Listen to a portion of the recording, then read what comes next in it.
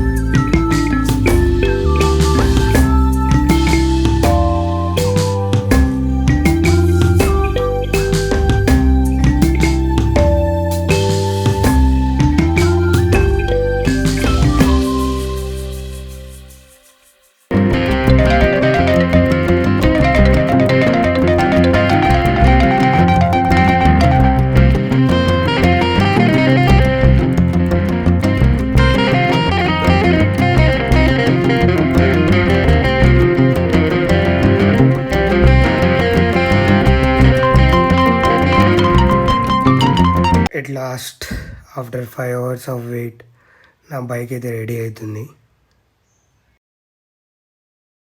Guys, ఇవి service సెంటర్లో ఉన్న 3 బుల్లెట్స్ ఇవి. చూడండి, ఒక్కొక్క దానికి చాలా మేజర్ యాక్సిడెంట్ అయితే అయింది. ఇక్కడైతే హ్యాండిలే వంకర వెళ్ళిపోయింది. ఈ బైక్ అయితే టోటల్గా డిస్ట్రాయ్ అయిపోయింది, ఫ్రంట్ టు బ్యాక్. నేను బ్యాక్ నుంచి అయితే ఇంకా ఘోరంగా ఉంది, నేను చూసిన అది కానీ క్యాప్చర్ చేయలేదు. So ride safe guys. At last bill అయితే ఇచ్చేసారు. టోటల్గా 9,764 రూపీస్ అయింది ఫర్ 5 పార్ట్స్ చేంజ్ చేయించిన. మన బైక్ అయితే చూడండి మెరుస్తుంది. ఇట్లాంటివి ఇంక మరిన్ని వీడియోల కోసం సబ్స్క్రైబ్ చేయండి, లైక్ చేయడం మర్చిపోకండి. Until then bye.